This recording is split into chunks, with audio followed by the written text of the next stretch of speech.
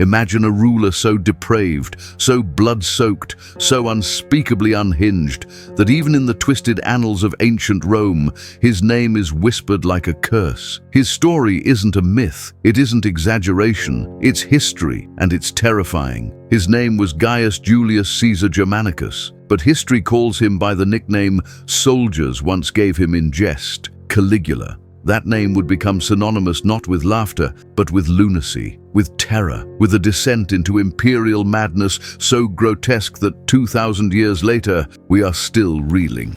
Born into the lap of imperial privilege, Caligula should have been a beacon of hope. His father, Germanicus, was a war hero beloved by the people. His mother, Agrippina the Elder, came from the divine bloodline of Augustus himself. The boy was a living emblem of Roman virtue, paraded around in military camps as a child mascot dressed in miniature armor, giggling in the shadow of swords and standards.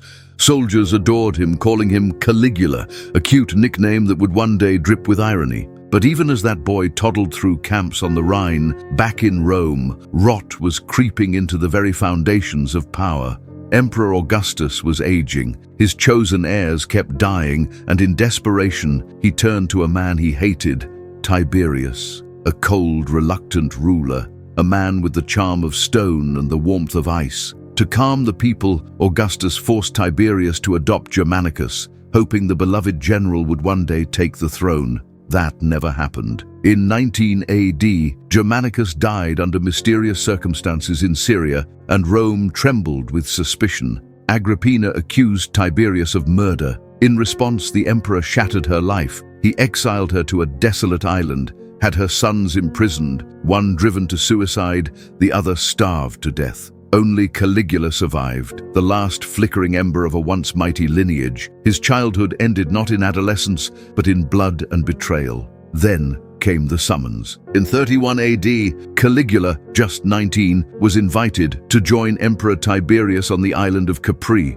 It was no paradise. Capri was a den of nightmares. Tiberius, having abandoned Rome, ruled from his coastal villa like a perverted deity. Whispers spoke of children defiled and thrown off cliffs, of public tortures and orgies that blurred the lines between entertainment and horror. Caligula entered this snake pit not as a guest, but as a test. Tiberius's courtiers poked him, mocked him, tried to goad him into speaking ill of the man who had murdered his family. But Caligula played the part of a mute statue, silent, observant, dangerous. He curried favor with the emperor not through flattery but through adaptability. He joined the debauchery. He tasted the cruelty. Tiberius began to trust him, perhaps even like him. Soon, Caligula was no longer just a witness to sin. He was part of it, a willing participant in a court of sadism.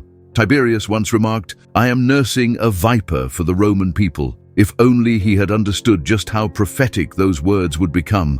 In 37 AD, the emperor died, or perhaps he was murdered. One rumor suggests that Caligula suffocated him with a pillow and stood silently in the room until the old man drew his final, strangled breath. Whatever the truth, the result was the same. Rome's tyrant was gone, and in his place rose a young, charismatic figure with the name of a god and the blood of an empire. The city erupted in jubilation. Caligula was seen not as a usurper, but as the rightful heir to the golden age of Germanicus. When he entered Rome, the crowds howled like worshippers, showering him with petals, shouting his name like it was a hymn. The Senate embraced him. The people adored him. Even hardened legions wept with joy, and for a few fleeting months, Caligula lived up to the myth. He ended the treason trials, restored stolen property, slashed taxes. He freed prisoners and elevated his family. Rome was drunk on hope. Gladiator games flowed like wine. The streets rang with laughter for the first time in decades. At last, it seemed, a ruler had arrived who was not a tyrant, but a savior. Then, everything changed. That October, Caligula fell gravely ill. His skin turned grey, his eyes glazed. He hovered at death's door for weeks, and Rome collectively held its breath. Senators offered their lives to the gods. Families wept in temples. When he finally recovered, it felt like a miracle. But something had come back with him, something evil. The man who rose from that sickbed was not the same. He summoned the senators who had offered their lives and smiled coldly. "You said you would die for me," he said. "So, when?" The executions began. What had once been mercy turned into mayhem. Caligula claimed divinity. He demanded worship. He dressed in gold, in silk, in women's robes and thunderous armor.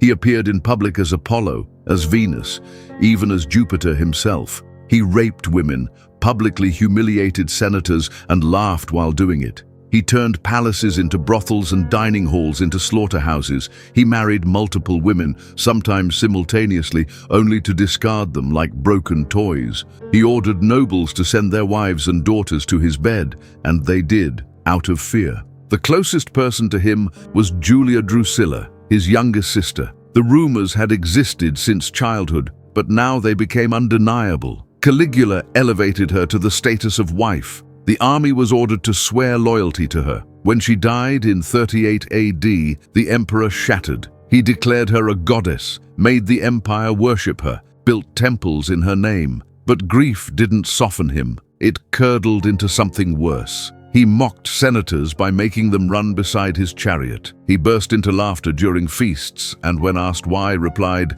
"I've just thought I need only give the word, and you'd all be dead." The economy collapsed under the weight of his excess, so he turned to terror for profit. Reviving Tiberius's treason trials, he began accusing citizens at random. Their property was seized, their families destroyed, and the executions, slow, public, barbaric, became Rome's new form of entertainment. Parents were summoned to witness the torture of their children and forced to clap. Smiles were mandatory, tears were fatal. Yet even this wasn't the limit of his insanity. There's the story of the bridge across the Bay of Bauli. An astrologer once said Caligula had no more chance of becoming emperor than riding a horse across the bay. So what did Caligula do? He ordered hundreds of ships to be lashed together to form a floating bridge. Then he rode across it on horseback, wearing golden armor. The stunt caused a grain crisis, but it made a point: defy me, and I'll defy the gods themselves.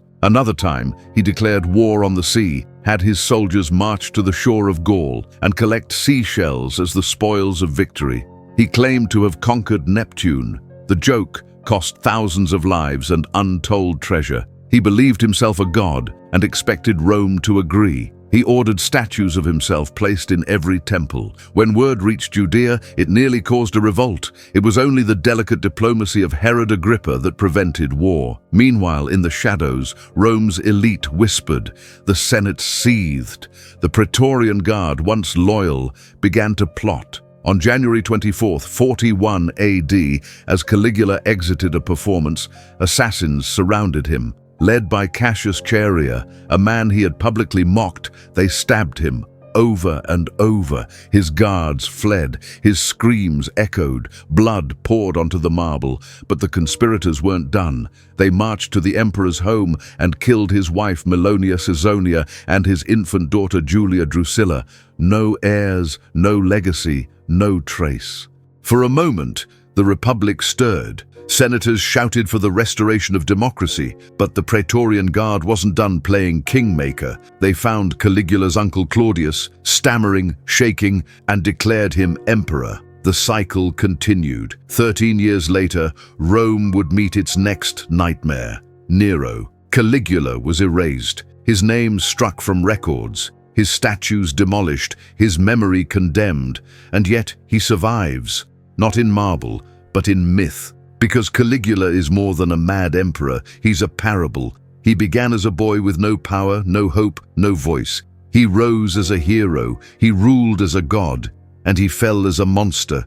We like to think only the evil crave power, but Caligula teaches us something far worse, that power doesn't merely attract the wicked, it can make us wicked. Absolute power doesn't just corrupt, it reshapes, it mutates, it devours, it turns little boot into the boot, pressing down on the throat of an entire empire. And that perhaps is the most chilling truth of all, because if it could happen to him, it could happen to anyone.